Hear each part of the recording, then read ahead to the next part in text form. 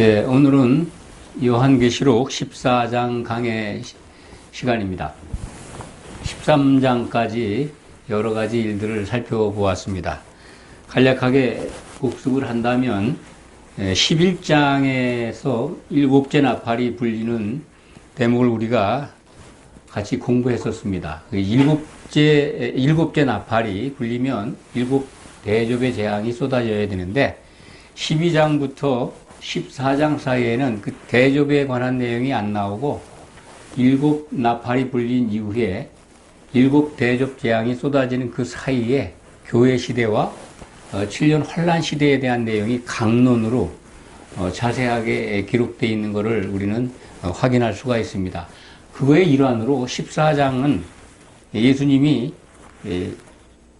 7년 환란 후에 다시 오실 때, 그 재림할 때, 그 직전에 일어나는 심판과 그리고 재림 후에 추수하는 장면이 14장에 자세하게 기록이 되어 있습니다. 14장에서 우리가 기억해야 될 것은 곡식에 대한 추수와 포도송이에 대한 추수가 구별되어 있다 하는 것이 매우 큰 특징입니다. 그러니까 심판의 내용을 우리는 여기서 알 수가 있습니다. 곡식의 추수는 혼인잔치에 들어가는 알곡 성도들을 지칭합니다. 포도송이는 물론 포도가 구약에서는 이스라엘 백성들을 상징하지만은 계시록에서는 심판받는 가라지 성도들입니다. 포도송이, 포도주, 포도송이 이렇게 나오는데 심판을 받는 믿었던 자들이다. 그러니까 지옥 불바다로 던져지는 그리스도의 심판대에서 벌을 받아서 천년 감옥에 던져지는 자들에 대한 내용이다. 이렇게 기억하시면 됩니다. 14장은 그러니까 매우 중요합니다.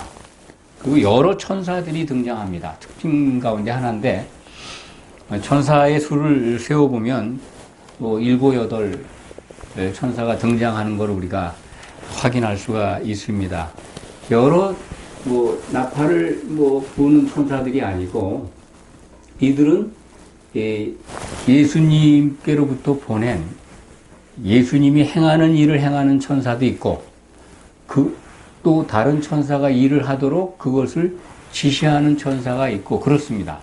그렇기 때문에 이 천사가 어떤 천사가 등장해서 무슨 얘기를 하나, 무슨 일을 하는가를 또 주목해서 본다면 그 나름대로 요한계시록 14장을 아주 쉽게 그리고 은혜롭게 우리가 이해할 수 있게 된다. 그렇게 생각을 합니다. 13장에서는 매우 중요한 후 3년 반 동안의 이 교회에 대한 환란이죠. 바다에서 나오는 적그리스도 짐승이 올라왔고 또 교회 안에서는 거짓 선지자가 나왔습니다. 그들에 의해서 교회는 죽임을 당하고 핍박을 당하고 그리고 표를 받지 않으면 다 죽임을 당하는 그러한 내용들이 계시록 13장 바로 지난 시간에 우리는 그것을 살펴보았습니다. 오늘 시간은 조금 전에 말씀드린 대로 심판주 예수 그리스도 그리고 그 심판주가 행하실 추수의 내용들 이런 것들을 우리가 중점적으로 살펴볼 수 있겠습니다. 1절 보면은 14만 4천이 등장합니다. 어린 양도 등장합니다. 그런데 그들이 시온산에 올라 있습니다. 어린 양이 시온산에 섰고 그와 함께 14만 4천이 서 있습니다. 그들 14만 4천의 이마에는 어린 양의 이름과 아버지의 이름이 기록되어 있습니다. 매우 중요하죠. 시온산이라고 하는 것은 우리가 지금 예루살렘에 있는 시온산, 구약에서 우리가 배운 시온산 그것이 아니고 하늘에 있는 시온산입니다. 그렇기 때문에 하나님이 계신 보좌로 이해하시면 됩니다. 그 보좌에 어린 양이 서 있습니다. 근데 그 앞에 이제 누가 있습니까? 14만 4천. 우리는 7장에서 이미 14만 4천이 누구인가를 배웠습니다. 영적 이스라엘이다. 그러니까 이마에 인을 맞아서 후 3년 반을 보호받고, 전 3년 반을 보호받고, 휴보됨으로써 후 3년 반에는 하늘로 올라간 그들이 14만 4천입니다. 그렇기 때문에 성경 요한계시록 3장을 통해서 보면 그것이 빌라델피아 교회 소속의 성도들이다 하는 것을 우리가 생각할 수 있다는 말씀을 드렸습니다. 시온산에 올라가 있는 14만 4천. 물론 7장 내용을 보면은 이스라엘 12지파에서 12,000명씩 인을 맞는 걸로 되어 있습니다. 그래서 이것이 정말 실질적으로 마지막 때에 이스라엘 지파 가운데 12지파 가운데 12,000명씩 인을 맞는 걸로 그렇게 이해하는 사람들도 있는데, 계시록을 보면 자칭 유대인은 이제 없어졌습니다. 핏줄 유대인에 관한 기록은 성경에 없습니다. 그것을 사람들이 자꾸 구약을 중시하다 보니까 그걸 믿으려고 하는데요.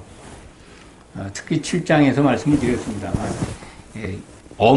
구약에도 없는 지파, 요셉 지파가 등장을 하고, 또 일부 지파가 또 등장하지 않습니다. 7장에서. 그런 걸 봐서 이것은 영적 이스라엘, 신약 시대의 성도들 가운데 시험의 때를 면제받는 교회, 빌라델피아 소속 교회 성도들입니다. 이들이 이제 드디어 사람으로서는 믿는 하나님의 백성으로서는 처음으로 셋째 하늘에 올라간 겁니다. 이것을 꼭 기억하시기 바랍니다. 지금까지도 셋째 하늘에 올라간 자가 없습니다. 예수님 외에는 올라간 자가 없습니다. 그건 예수님이 요한복음에서 증거하셨습니다. 구약에 에녹은 어떻게 된 거고 엘리야는 어떻게 된 거냐? 엘리야도 승천했고 에녹도 승천했는데 그들은 하늘들 가운데 올라간 겁니다. 그러니까 하늘과 하늘들을 구별하지 못하면 요한계시록을 이해하는데 굉장히 지장을 받습니다. 하나님은 본래 하나님이 계시던 보좌의 하늘, 그걸 셋째 하늘이라고 합니다. 신약 성경에 그런 말씀이 나오죠.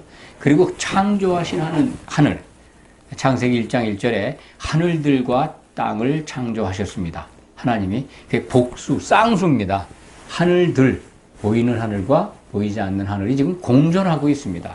그러니까 구약에 승천했다고 하는 분들은 하늘들 가운데, 사망 가운데로 치워진 겁니다. 보이지 않는 하늘 가운데로 올라간 거지, 하나님이 계신 이 시온산이 있는 셋째 하늘에 올라간 것이 아닙니다. 그것을 꼭 기억하시기 바랍니다. 이 지금 14만 4천이 처음으로 예수 그리스도의 피에 공로에 힘입어서 흰옷을 입고 이제 올라가 있는 겁니다. 그들이 새 노래를 부르고 있죠. 노래를 부르기 전에 그들 이마에 이름이 있습니다. 그 이름이 뭘까요? 어린 양의 이름이 뭐라고 생각하십니까? 또 아버지의 이름이라고 기록이 되어 있죠. 아버지의 이름, 어린 양의 이름. 동격이라고 봅니다. 어린 양의 이름과 아버지의 이름이 같다는 얘기죠. 어린 양의 이름은 예수입니다. 예수. 요한 복음을 보면 아버지께서 내게 주신 이름, 그것이 예수인데 그것이 아버지의 이름이라는 대목이 나옵니다. 아버지께서 주신 아버지의 이름, 그 예수입니다. 그렇게 꼭 기억하시기 바랍니다. 그 어린 양의 이름이 올라간 14만 4천, 시온산에 올라간 그 성도들 이마에 있다. 그러니까 하나님의 아들이라고 하는 확증표겠죠? 그렇게 이해하시면 될 것 같습니다. 2절, 3절에 보면 큰 소리가 들리죠? 물소리, 우레소리, 검고 타는 자들의 검고 소리. 이 검고라고 이렇게 번역이 되어 있어서 우리들이 부르는 성경에 이 대목에 대한 찬송이 많습니다. 찬송가에 검고 소리가 들리고 그러는데, 그것은 일반 성도들이 지금 다 올라간 것이 아니라 요 14만 4천만 올라가서 그들이 지금 정말 새 노래를 보좌 앞에서, 그 보좌 앞에는 네 생물과 장로들, 24장로들이죠. 같이 있습니다. 이들이 사람으로 생각하는데 그렇지 않습니다. 천사들입니다. 그들 앞에서 처음으로 올라간 14만 4천이 새 노래를 부르고 있습니다. 이 새 노래라는 게 무엇일까라고 생각을 많이 하고 연구를 하는데 그러실 필요가 없습니다. 나중에 알게 됩니다. 아마 할렐루야 찬송 부르기 전에 하나님께 감사하는 찬송 아니겠나 그런 생각이 듭니다. 4절에 보면 이 사람들은 여자와 더불어 더럽히지 아니하고 순결한 자라 14만 4천을 지칭하는데 이들이 여자와 더불어 순결하다고 하는 것은 이걸 꼭 기억하시기 바랍니다. 계시록에서 여자는 교회지 않습니까? 그런데 여기서 이 더럽히지 않았다고 하는 것은 이 음녀교회죠. 음녀교회에 속한 성도들이 아니라는 겁니다.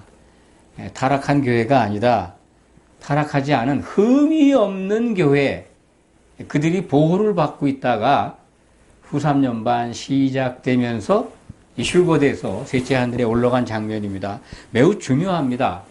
이들이 14만 4천이 처음으로 셋째 하늘에 올라가는 것이 성경에 보여진다. 이런 것들을 구별하지 못하면 정말 균형 잡힌 계시록에 대한 이해를 할 수가 없게 됩니다. 이제 처음으로 7교회 가운데 한 교회가 들림을 받아서 휴거돼서 셋째 하늘에 올라가 있다. 이들이 예수님이 재림할 때 데리고 오는 성도들입니다. 데살로니가 전서 4장에 보면 예수님이 강림하실 때 장면이 기록이 되어 있는데 데리고 오는 자들이 있습니다. 데리고 오는 자들은 이 14만 4천을 포함해서 후 3년 반 시작되면서 이 휴거되는 순교당하고 있다가 후 3년 반 끝나면 후 3년 반이 끝나면 휴거되는 교회 기억하실 겁니다. 동시에 순교당하는 교회 에베소, 라오디게아 교회 이들의 성도들과 같이 합해서 예수님이 재림할 때 오시는 걸로 그렇게 우리는 이해를 하고 있습니다. 이 4절의 그 내용들은 그러니까 사람들 가운데서 성도들 가운데 속량함을 받아 처음 읽은 열매다. 어린 양께 처음 익은 열매가 지금 셋째 하늘에 올라갔다. 그리고 그들은 참 흠이 없는 자들이다. 흠이 없는 자들로 이루어진 교회입니다. 그렇게 이해하시기 바랍니다. 6절, 7절 내용을 보겠습니다. 여기에 이제 첫째 천사가 등장을 하는데요. 천사가 여러 명 등장합니다. 그런데 셋째 천사까지는 첫째, 둘째, 셋째라고 설명이 됩니다. 그런데 그 넷째 천사부터는 그런 순서가 기록이 되지 않고 그냥 천사 또는 다른 천사 뭐 이렇게 표현이 되는데 그걸 잘 지금부터 따져가면서 주목하시기 바랍니다. 첫째 천사가 등장하는데 공중을 나르고 있습니다. 복음을 가지고 있어요. 영원한 복음. 저는 그냥 이게 교회 시대 때부터 이 7년 환란 때까지 선포되는 그것으로 이해를 합니다. 그런데 심판의 때, 심판의 1시간을 경고하고 있습니다. 그러니까 7년 환란을 경고하고 있으니까 교회 시대의 복음을 선포하는 천사의 모습을 요한이 보고 있는 겁니다. 시공간을 초월해서 지금 우리는 계시록을 바라보고 이해해야 합니다. 그러니까 6절에 보면 공중에 날아가는 천사가 땅에 거주하는, 땅이라고 하는 건 교회죠. 교회에 있는 성도들에게 그 복음을 지금 가지고 있는데 영원한 복음이에요. 복음이야 영원한 복음이죠. 지금 예수님이 다시 오실 때까지 우리는 이 복음 안에 있는 겁니다. 그런데 7절에 보면 그의 심판의 시간이 이르렀다는 거죠. 1시간의 심판입니다. 한때. 계시록에서 1시간은 7년입니다. 그리고 7년 환란의 때가 이르렀다라고 선포하고 있으니까 교회 시대 막바지에 날아가는 이 천사가 전하는 복음을 지금 듣고 있는 것이다. 이렇게 이해하시기 바랍니다. 8절을 보면 이번엔 또 둘째 천사가 등장하죠. 둘째 천사가 등장하는 것을 이제 우리가 확인하게 됩니다. 근데 그가 뭐라고 그럽니까? 바벨론, 큰 성 바벨론, 그렇죠? 큰 성 바벨론이 추락했다는 겁니다. 무너졌다 그랬는데 추락했다. 타락했다는 거죠. 타락한 겁니다. 그러니까 큰 음료교회가 타락할 것을 지금 알려주고 있는 겁니다. 타락한 교회의 연합체라고 그랬습니다. 근데 그들은 음행과 우상숭배로 교회의 성도들을 타락시켜서 진노의 포도주를 받게 한다는 겁니다. 그 장본인이 이제 무너졌다, 타락했다는 거죠. 음료교회의 타락을 우리에게 일러주고 있습니다. 그러니까 이거는 이제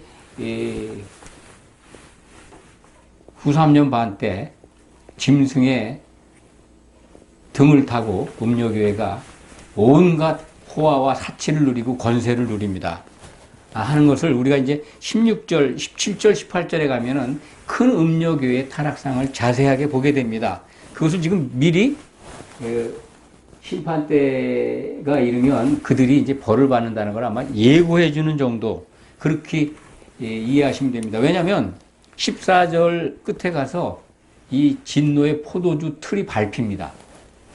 진노의 포도주를 받았다고 하는 것은 음행과 우상숭배로 하나님을 대신해서 형벌을 받는다. 포도주 틀이라고 하는 것은 이제 포도주를 밟으면 포도주가 으깨져가 피가 튀잖아요. 그러니까 타락한 성도들이 죽임을 당하는, 심판을 받는 그런 장면입니다. 그러니까 계시록에서 포도주는 우리가 보편적으로 포도 그러면 이스라엘 백성이고 포도주는 좋은 걸로 생각하는데 계시록은 타락한 성도들의 심판 또는 그들이 흘리는 피, 목숨으로 갚아야 되니까 그것을 상징하고 있다. 이렇게 기억하시기 바랍니다. 9절부터 11절에 드디어 이제 셋째 천사가 나타나죠. 셋째 천사가 경고를 합니다.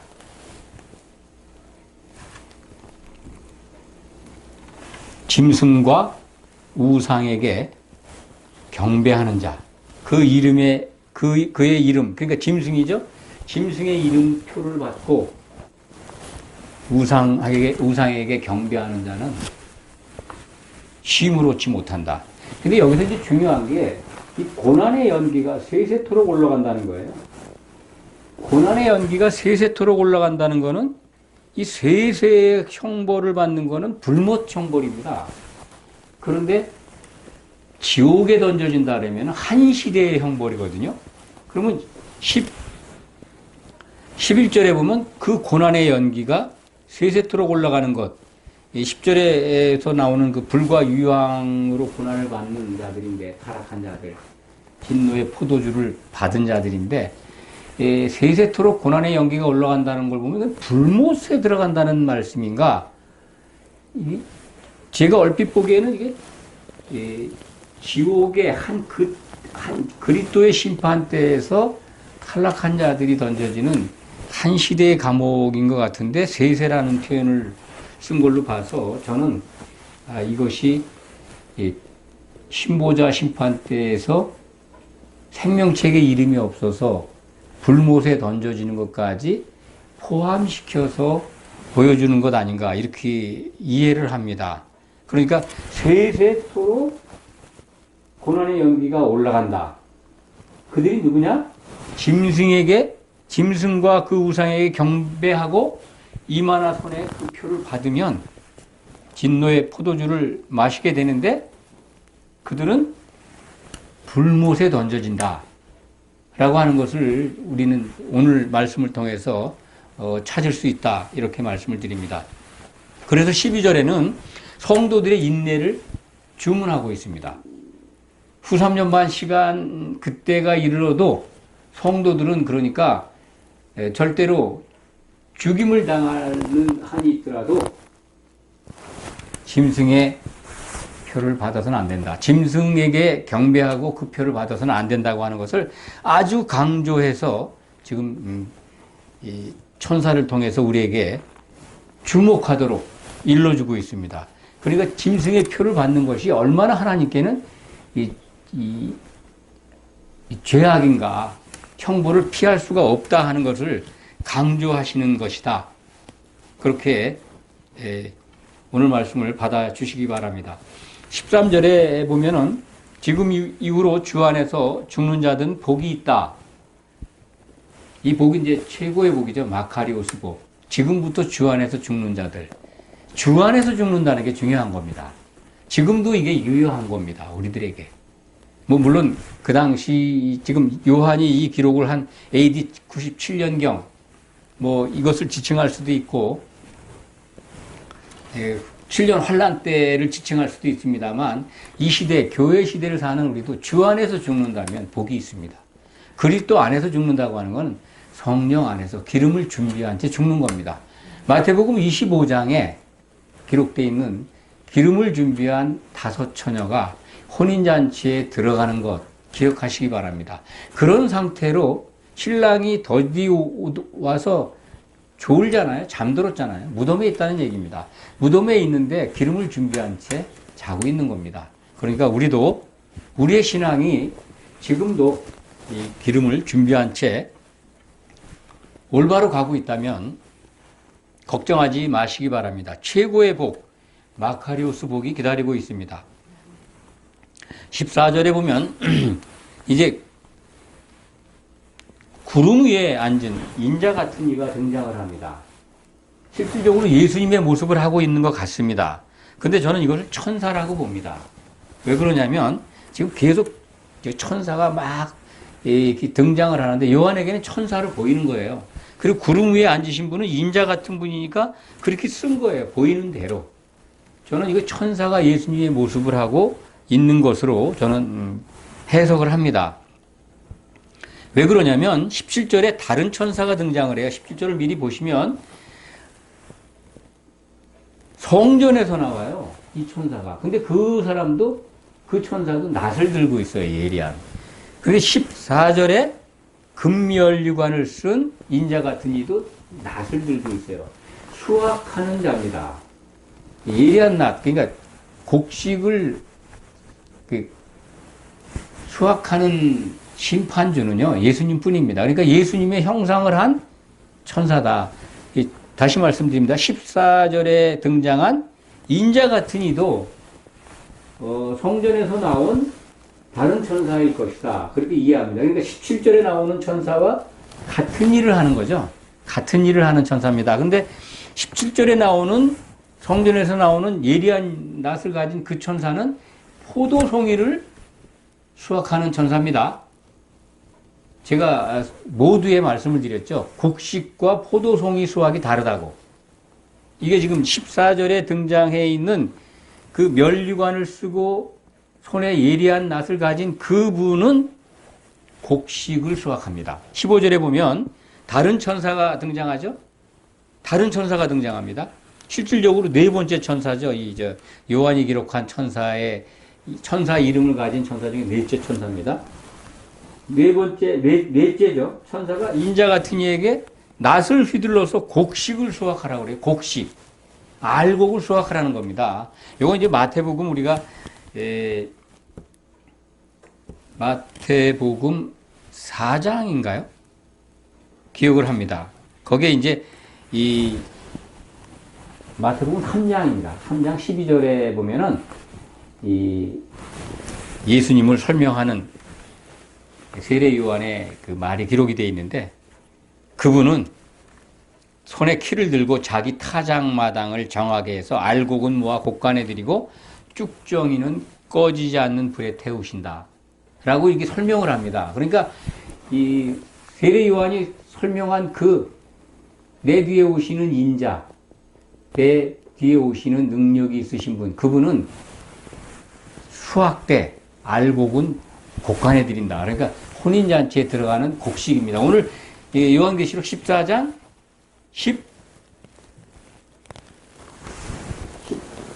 15절이죠. 곡식을 추수하라고 명령을 받잖아요. 곡식. 그것이 바로 이제 알곡이다. 근데 쭉정이는 불에 던진다고 그러잖아요. 불에 던지는 그 심판, 지금 17절에 말씀을 드렸습니다. 성전에서 나오는 다른 천사. 그는 불에 던질 포도송이를 수확을 하게 됩니다. 그러니까 천사가 지금 인자와 같은 이가 등장해서는 알곡을 추수하는데 성전에서 나오는 다른 천사는 포도송이를 수확을 하는데 그 인자에게 말하는 천사가 있고 성전에서 나오는 천사에게 말을 하는 천사가 다릅니다. 그 성전에서 나와서 포도송이를 수확하라고 그걸 뭐 이른바 명령하는 천사는요. 불을 가진 천사, 불을 다스리는 천사예요. 제단에서 나와요.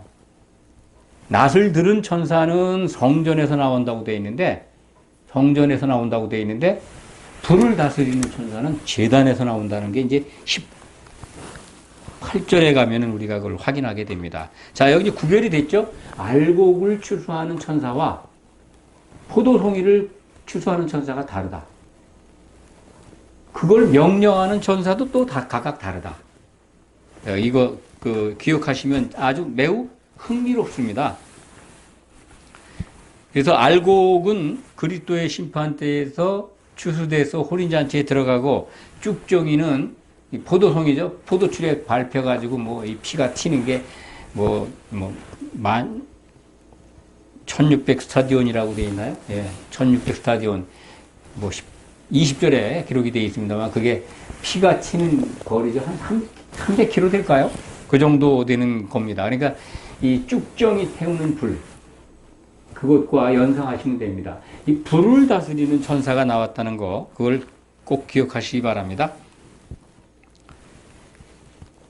15절에서 16절은 조금 전에 말씀을 드렸습니다. 땅의 곡식이 거두어지는 알곡을 수확하는 그 멸류관을 쓰신 분, 그분에 의해서 수확이 되고, 17절에서는 이제 드디어 예리한 낫을 가진 천사가 나오는데 이분도 이 천사도 수확하는 천사입니다. 근데 수확은 예수님의 권한이에요. 예수님 그 종들을 부릴 수 있겠죠. 그러니까 예수님의 일을 상징하는 천사다. 그렇게 이해하시면 되고요. 18절에는 이제 불을 다스리는 천사, 제단에서 나옵니다. 성전이 아니고 제단이에요. 불을 다스린다고 하는 거는 이때서야 지옥의 관리자가 나타나는구나 하는 것을 우리가 발견할 수 있습니다. 지금 이 교회 시대에 또는 7년 환란 시대까지 지옥이 있을까요? 없습니다. 그리스도의 심판대 위에 그 후에 거기에 던져질 이 쭉정이 포도송이가 구별이 돼야 지옥에 던져지는 사람들이 생기는 겁니다. 그래서 그 불지옥이 불을 다스리는 천사의 등장으로 우리에게 그것을 생각하게 한 것 같습니다. 그러니까 14장이 매우 중요합니다. 14장에 이르러서 불을 다스리는 천사가 나왔는데 그 천사가 뭐라고 그러냐면 성전에서 나온 예리한 낫을 가진 천사에게 반말을 하죠. 포도송이를 거두라. 사실은 예수님의 일을 하고 있기 때문에 경어를 써야 되는데 이 대목이 우리를 그 계시록을 이해하는데 굉장히 어렵게 만듭니다. 어떤 천사가 다른 그 예리한 낫을 가진 자에게 반말을 하잖아요. 그러니까 이건 그러니까 그 불을 다스리는 천사를 오히려 더 높은 천사로 알고 낫을 가진 천사를 또 낮은 천사로 오해할 수가 있습니다. 그렇지 않습니다. 그러니까 예리한 낫을 가진 천사는 예수님이 해야 될 일을 대신하는 그 똑같은 일을 하는, 그러니까 멸류관을 쓴 그 천사와는 구별되지만 포도송이를 수확을 해서 포도주틀에 밟는 그런 역할을 담당하는 천사고, 그걸 명령하는 천사는 제단에서 나온 불을 다스리는 천사다. 천사가 많이 나오죠. 그렇지만 매우 흥미롭습니다. 19절, 20절 내용 볼까요? 거의 이제 마무리가 돼 갑니다. 19절에 등장하는 천사가 있어요. 또 나오죠, 천사. 이게 어떤 천사일까요? 쭉 따라가다 보면 주목하셔 보셨으면, 놓치지 않았다면 아실 수 있습니다. 땅의 포도, 교회의 타락한 성도들, 땅의 포도잖아요. 땅의 포도를 예리한 낫으로 거둡니다. 그러니까 그 천사가. 그러니까 이 천사는 성전에서 나온 다른 천사입니다. 심판을 하는 천사예요. 17절에 기록되어 있는 다른 천사입니다. 그거와 동일한 천사예요. 그가 이제 낫을 휘둘러서 땅에 교회의 포도를 거두어서 하나님의 진노의 포도주 틀에 던져서 밟는 거죠. 거기서 튀는 피가 말 굴레까지 닿았고, 뭐 그것이 아마 그 포도주 틀을 말이 아마 이렇게 끄는 모양이에요. 말이 돌려서 그래가지고 말의 힘에 의해서 포도주 틀이 돌아가가지고 다 으깨지는 것 같습니다. 심판을 받는 거죠. 심판을 받는 모습이 보이는데 그 포도주 근처가 다 피투성이라는 거죠. 그것이 이제 퍼진 게 1600 스타디온이다. 1 스타디온이 190m 정도 됩니다. 계산해 보시면 200m 잡고 그냥 대충 1600 그러면 320km? 300km 정도 된다라고 계산이 됩니다. 300km 될까 말까. 거기까지 피가 튀겨진다. 이들이 던져지는 것, 이게 그리스도의 심판대에서 이루어지는 거니까 불바다에 던져지는 겁니다. 그러니까 성경은 이런 것들을, 이 심판의 내용들을 여러 가지로 보여주고 있습니다. 쭉정이는 뭐 불에 태운다는 표현과 계시록에서는 그 포도주 틀에서 튀는 피에 그 사방 퍼지는 그 길이를 통해서 포도주가 터지는 걸 통해서 심판을 설명하기도 합니다. 이것은 하나님이 성도들에게 잘 주목해서 보라고 다양하게 보여주시는 겁니다. 내용은 똑같다. 심판의 내용은 똑같습니다. 그리스도의 심판대에서 그 심판받아서 기름이 없어서 심판받는 자들은 깊은 그 불 섞인 유리바다, 유리처럼 바다가 보이는데 불이 섞여 있어요. 거기 던져져서 적어도 1000년 동안 꼼짝 못하고 고난의 연기를 마셔야 합니다. 그것이 성경이 보여주는 아주 타당하고 합리적인 내용입니다. 이것을 뭐 여러 가지로다가 다르게 보고 해석할 수 있습니다만 쉽게 보는 요한계시록을 계속해서 듣고 주목해서 보신 분들은 아마 잘 이해하시리라 믿습니다. 오늘 말씀을 정리합니다. 요한계시록 14장은 우리에게 여러 가지 매우 중요한 것들을 일러줍니다. 그것은 예수님이 다시 오실 때, 7년 환란 뒤에 다시 오실 때 추수와 심판이 있다. 그 심판의 내용을 곡식과 포도송이로 나누어서 보여주고 있다. 그런데 그 일을 행하는 천사들이 여러 명이 등장해서 그것을 구별해서 우리에게 볼 수 있도록 사도 요한이 그렇게 보고 그것을 기록을 했다. 이것은 지금 7 대접의 재앙이 쏟아지기 전입니다. 그게 쏟아져야 이 심판이 있습니다. 사실은 7 대접의 재앙이 쏟아진 다음에 예수님이 오시니까 예수님이 오신 다음에 일어나는 심판입니다. 이 추수가. 이건 신약성경 예수님이 초림하실 때 하셨을 때 제자들에게 일러준 마지막 때의 예언 속에도 들어가 있습니다. 그러니까 요한계시록 14장을 통해서 예수님이 다시 오시면 일어나는 심판과 추수, 그 내용에 대해서 우리는 보다 선명한 이해를 오늘 배웠습니다. 이것을 늘 기억하면서 반드시 알곡이 돼서, 곡식이 돼서 주님이 오실 때 주님의 그 예리한 낫의 추수가 되는 성도가 되시기를 축원합니다. 기도하겠습니다. 아버지 하나님 감사합니다. 미리 보여주신 주님의 재림 때 일어나는 그 추수의 광경을 통해서 우리는 진정으로